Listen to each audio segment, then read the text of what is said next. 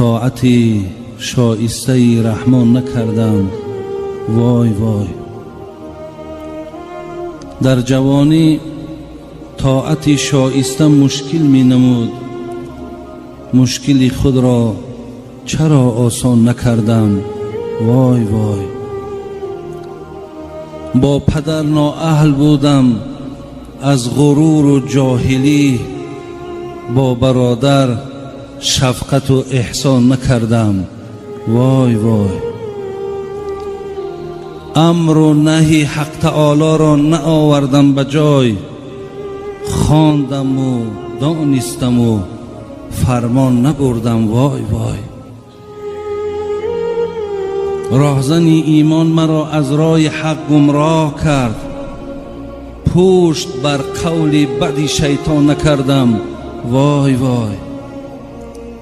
عمر خود را صرف کردم در پی این نفس شوم، عمر را برباد دادم بی مناسب. وای وای. از برای توشه فردا نکاشتم دانه، یک گل از باغ عمل خندان نکردم. وای وای. اینما اموالکم اولادکم را خوانده ام، یک نظر بر آیت قرآن نکردم. وای وای. در پی نیکان نرفتم چون سگ اصحاب کهف، در پی نیکان نرفتم چون سگ اصحاب کهف، چند روز خدمت مردان نکردم. وای وای. نه طواف کعبه و نه خدمت صاحب دلان، یاد حشر و تابعی میزان نکردم. وای وای. از قیام و از قعود و از رکوع و از سجود یک عمل مستوجب ارکان نکردم. وای وای. یا الها از کرم جرمی عزیزی را ببخش، زان که یک توبه برای آن نکردم. وای وای. عزیزی سمرقندی که ایر عزیزای خدا نسبت به عصرهای 19 میتیان، یعنی تصنیفات این عزیز خدا برادران عزیز 200 سال پیش بود. به سوی ما و تو بود این اشارت، رسیدن آن عزیزان خود به مقصد. این وای وای که این عزیزای خدا گفتن میگد این برای حال خودشان نیست. برادران عزیز، رسیدن آن عزیزان خود به مقصد، این اشاره به سوی ما و شما بود. برادران عزیز و گرامی، حقیقتاً وقت خیلی نزدیک است، ولی من به طریق یک سوال برای شما یک صحبتی دارم. اگر برادران عزیز و گرامی از همه شما سوال کنند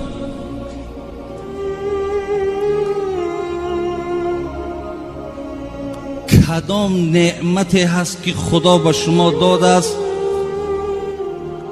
و در بین اون دادگی های خدا با ارزشترینش همون است؟ کدام نعمت خدا وقتی نصیب شما شد و در بین اونها قیمتترین همون نعمت کدام است؟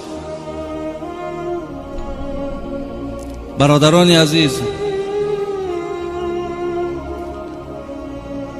الله مهربان در سوره مبارکه ابراهیم آیت 34 میگد و این تعد نعمت الله لا تحصوها. الله را ببینین، ماها را کم ترک با یک بیاد مان میاره که به پروای بد نباشیم، به اهمیتی بد نباشیم. خداوند میگد آنقدر نعمت برای تو دادم که با سوادترین همین مردم تاجیکستان اگر بیاریم نعمتهای خداوند حساب کردن نمیتواند. کجا از نعمت بیرون حتی همین نعمتهایی را که در خود بدنهای ما و شما هست همین را حساب کردن نمیتونیم.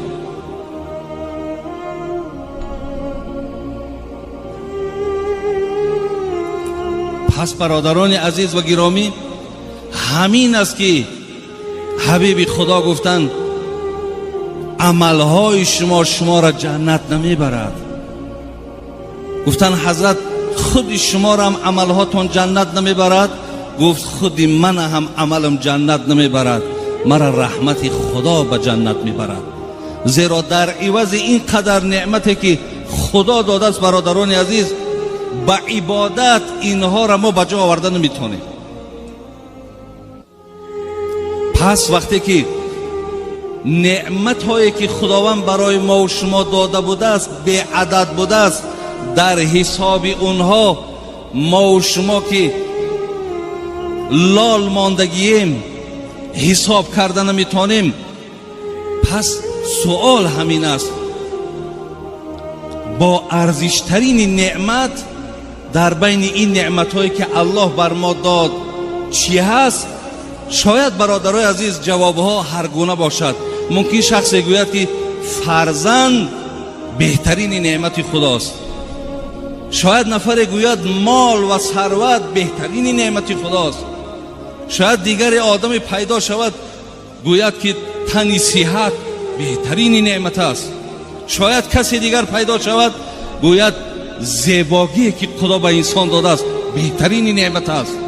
خلاص هر کی یک چیه میگوید، ولی بعد نعمت اسلام برادران عزیز، بهترین نعمتی که خدا به انسان داده است این وقت است. وقت. شاید برادرای عزیز وقتی که من وقت میگم، ولی طغرل میگه بینای طاقتم را سوخت طغرل مصرعی بیدیل. طغرل میگه همین مصرهای بیدیل میگه تماما حیات ما دیگرگون کرد، مقصد جگرها ما سوزاند. بینای طاقتم را سوخت طغرل مصرعی بیدیل، که طاق عمرگر بیشکست ممکن نیست تعمیرش. یعنی مساله هایی که عمر می سازند برادر عزیز، اون مساله ها یکی همون وقت است. شاید برادر عزیز وقتی گپ درباره وقت می رود ممکن که نه آنقدر جالب باشد، نه آنقدر برای شما پسند باشد. برای چی؟ برای که شما به قدر همون وقت نمی رسید.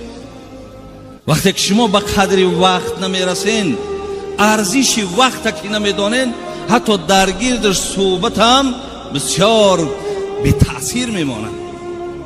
ولی برادرای عزیز، علما چگونه حضرت داملا از آیت های قرآن، کلمه های قرآن، حرف های قرآن برای ما و شما بیان کردن.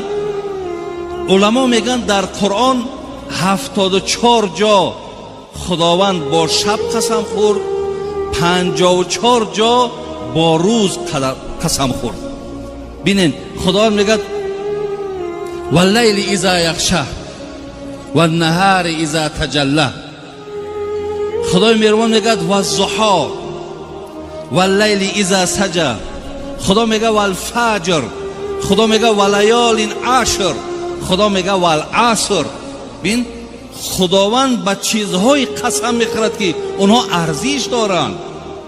الله را بین به وقت قسم میخورد که این شب و روز، این زمان، اینها ای وقت عبارتند. زیلهاز برادرای عزیز، شاید که ما باز تکرارم شود، ما به قدر وقت نمی رسیم. آیتی هست برادرای عزیز در سوره مبارکه مؤمنون، آیت 99 و 100. اعوذ بالله من الشیطان الرجیم.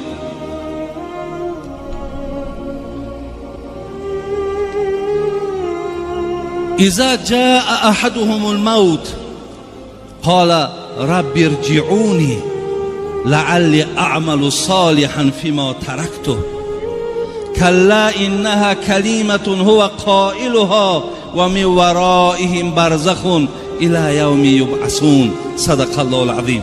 برادرای عزیز، وقتی خدای مهربان جان ما را میگرفته است، معنای آیت همین است. وقتی که دیگر ما بی جان میشویم، وقتی که الله دویم باره جان در ما بر میگرداند، ما از خدای مهربان چی خواهش داریم؟ میگیم خدای مهربان رب ارجعونی، ما را یک بار دیگه به دنیا بر نمیگردانی. برادر عزیز، این دنیا چی دارد که ما برای این از خدای مهربان بازگشت دویم باره داریم؟ ولی در یک حدیث خواندم که بغیر شهید هر کسی را که میگفتند که دویم باره میخوای که دنیا برای، میگفته است نمیخواهم. میگفتن برای چی نمیخوایی؟ میگفته است اگر 100 سال که معیشت کنیم، سکرات مرگ دهان ما را تلخ کردگی ای. یعنی آن مشکلاتی را که ما در حالت مرگ کشیدگیم، هیچ وقت بازگشتی به سوی دنیا دیگر نمیخواهیم. ولی حضرت مولوی خدا رحمت کند جنونی را میگه همه لذات این فانی به می خوردن نمی ارزد. می برادرای عزیز، این می که امروز مردم دیوانه کرده یا درآمد پولش برای مثال بعضیا بسیار فایده‌ناک بعد از مراد از این می این نماز است، مراد از این می این محفل های خیر است. همه لذات این فانی به می خوردن نمی ارزد. نباشد نشعه وصلش به یک سوزن نمی ارزد. به جان پیوند نمرود است، راحتگاه فرعون است. به نزد عاشقی صادق به یک ارزن نمی ارزد. حضرت عبی چی میگه؟ که من زین رنج دنیا میکشم از بحر دیدارش، وگرنه این به یک دم بزم جان کندن نمی ارزد. همه مهنتی من برادرای عزیز میگه به خاطر آن است که با دیدار الله برسم، و الا همه دنیا را به تمام لذتش جمع کو به یک بزم جان کندن نمی ارزد. این ارزش هم یک جان کندن ندارد.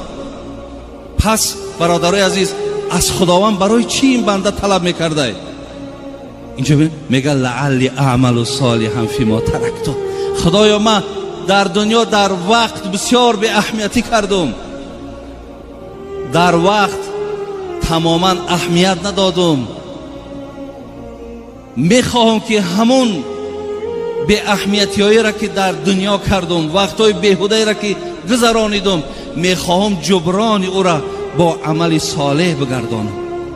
میخواهم که عملهای صالح کنم. میخواهم پایبند زیادتر حسنات شوم تا در پیش تو آمده و از اهل خجالت نباشم. این خیلی آیت ها برادرای عزیز در قرآن خیلی زیاد است. و انفقوا مما رزقناکم من قبل ان یأتی احدکم الموت فیقول ربی لولا اخرتنی الى اجل قریب فاصدق واکن من الصالحین ولا یؤخر الله نفسا اذا جاء اجلها والله خبیر بما تعملون. از سوره مبارکه منافقون.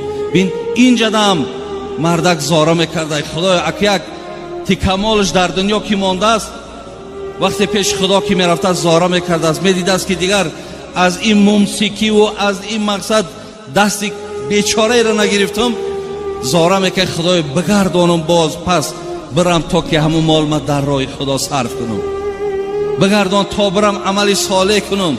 همه این آیت ها برادر عزیز دلالت به بزرگی وقت میکنند، دلالت به بزرگی وقت. اینجا برادرای ما درباره آیت های قرآن گفتن. من دیروز برادر عزیز اکای پیش خودم همه تلفن سکوندمیر دارد کو ثانیه را حساب میکنه 1 2 3 4 5. به خدای مهربان قسم که من خودم یک تخمین کم همون سکوندمیر شاکر جه خیدمو گفتم که در 1 مینوت من چند بار این سوره فاتحه را خوانده میتونم. همون را زیر کردم. الحمدلله رب العالمین الرحمن الرحیم مالک یوم الدین ایاک نعبد و ایاک نستعین. خب آمدم ولا الضالین آمین خواندم، باز خواندم. در 1 دقیقه برادرای عزیز 5 بار سوره فاتحه خواندم. علما میگن در یک سوره فاتحه را خواندن 600 ثواب است. تصور کن در 1 دقیقه 5 بار 3000 ثواب در 1 دقیقه. ببین چقدر ما اهمیت نمیدیم. 1 دقیقه در آدم میتوند 3000 ثواب صاحب شود. بهترینی یا گویم از همه حمده که نزد خداوند محبوب و بالاست کلمه لا اله الا الله در یک دقیقه تا 50 بار 60 بار بگو. همچنان تخمین کردم 15 بار سوره اخلاص در یک مینوت خواندم. برادر عزیز ما میتونیم اینا بین 45 میشود 5 مینوت دیگه مونده است ای کی میشود گفتم کی میشود قد میگذرونیش اگر همون 5 دقیقه ده تا اگر از امینا از ذکرها اگر بگذرانی بین چقدر ثواب دیگر در رمضان جمع میشه.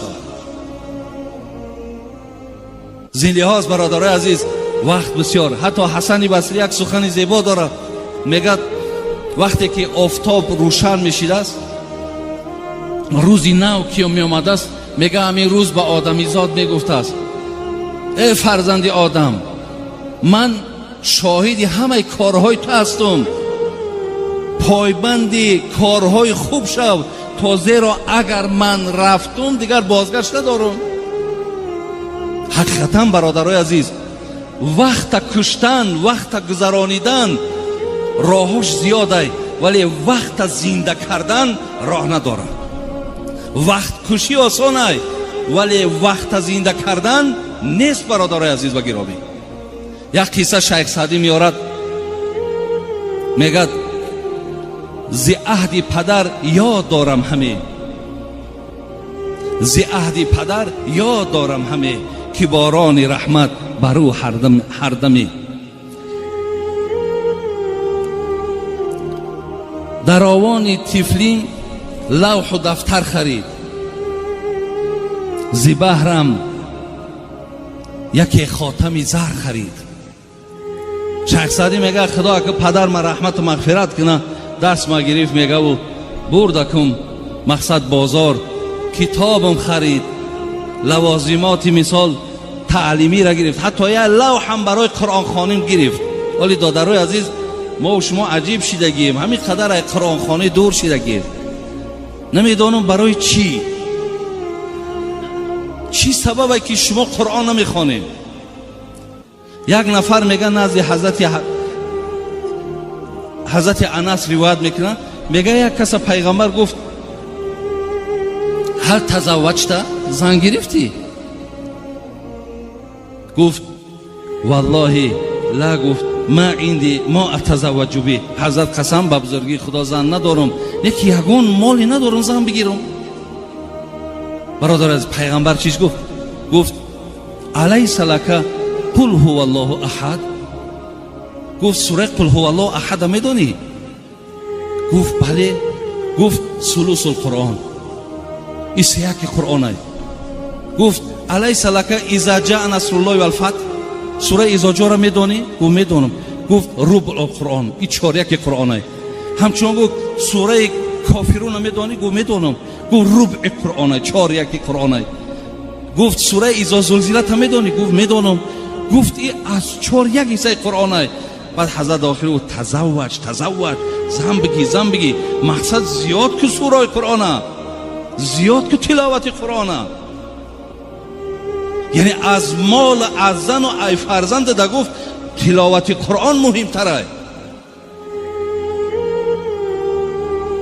برای می برادری عزیز این قرآن خواندن یا قرآن تعلیم گرفتن این یگان زیان ضرر به جامعه ما به یگان سیاست ما نداره. ای قرآن خواندی در حق جان دعا میکنی، برکت قرآن که الحمدلله این ملک بین تنجی شوی، آماری شوی، اخلاق خوب شوی، همه هم از طفیل قرآن هم از برادر عزیز. برای همین شیخ سعدی گفت همین را خرید داده کم، یک انگشتری قیمت من خرید. بدر کرد ناگاه یکی مشتری با خرمای از دستم انگشتری. یک آدمی هوشیار بود است، دیده در دست شیخ همین یک انگشتری قیمت ای، یک دانه که خرما را آوردادش گفت بچم بگیرم مرا انگشتری را. میگه انگشتری را دستم گرفت، چون نشناسد انگشتری طفل خور، چون نشناسد انگشتری طفل خور لبه با شیرینی از وی توانند برد. با شیخ سعدی گفت وقتی که من که کودک مقصد طفل چی میدونه انگشتری چی ای چی مقدار ارزش داره، با یک دونه شیرینی انگشتری را مرده گریب بر رفت. لیکن مقصد حضرت چی ای؟ تو هم قدر عمر خود نشناختی. ببین تو هم قدر عمر خود نشناختی که در عیش شیرین برانداختی. میگه شما هم میگه همین خیل، شما هم رنگ همون کودکی که انگشتری را قدرش ندانست، شما هم به قدر همین عمرتان به قدر همین وقتان نرسیدین نشناختین. زین لحاظ برادرای عزیز اکو در این نسبت صحبت ها زیاد است. از این لحاظ من انشاءالله امیدم همینه که شما به قدر همون وقتی که میگن خب انشاءالله شما میرسین، احترامی مثال به وقت دارین، قدر وقت میکنین و در برابرش خدا خواهد شما نزد خداوند پاداش و ثوابتون میگیرید. برادران من پیش از آمدنم ای سحر همین قدر زنگ های زیاد شد که تمام مهاجر مسافرهایی که داریم در بیرون تاجیکستان همش خواهش کردن در حق من دعا کنید. آدمایی که اعتکاف شیشتن بیچاره همش خواستن که در حق من دعا کنین. اینجا در مکه داملو از نام یک مادر بیمارم گوشزد کردن که و یک چیزی دیگر عجیب گفتن. یک 3 زنک زنگم زد گفت داملو مقصد ما همین صحبت ها را خیلی مردم از اینترنت ها و دیگر قدی گوش میکنن. گفت ما زن دیمیم، همین مردکایی که زن دیم گرفتگی هم بگینشون که عدالت هم جاری کنن دقشون دعا کنید که مقصد ما زن دیمیم تماما دیگر یگان سراغ پای نداره. از این لحاظ گفت در حق همه همین ماها هم دعا کنن. گفته خدای مهربان همه برادرایی که درخواست دعا کردن تمنیات و مقصدهاشون خدا حاصل کنه و این محفل چی محفل خیری هست. خدای مهربان اون پاداش اجرهایی که در داخل این است برای همه شما الله مهربان نصیب بگرداند. ربنا افتح بیننا و بین قومنا بالحق، بیننا و بین قومنا بالحق و انت خیر الفاتحین. آمین. اینجا در پیش شیشتنم همین شانه ما براوردم ریش ما شانه کامو من تا نگاه کم اینجا مردکای بیریش بسیار بوده. گفتم یکی خدای دادیشون میدرو را عوضشون میکنه که همین ریش شانه کردن یگان تاکید که خداوند خیر بریش شیده باشین ریشاتون مونین یا هم انشاءالله پیروی از سنت پیغمبرمون این محبتی به پیغمبر خدا انشاءالله ثواب زیاد میگیرین. خدا همتون نگاه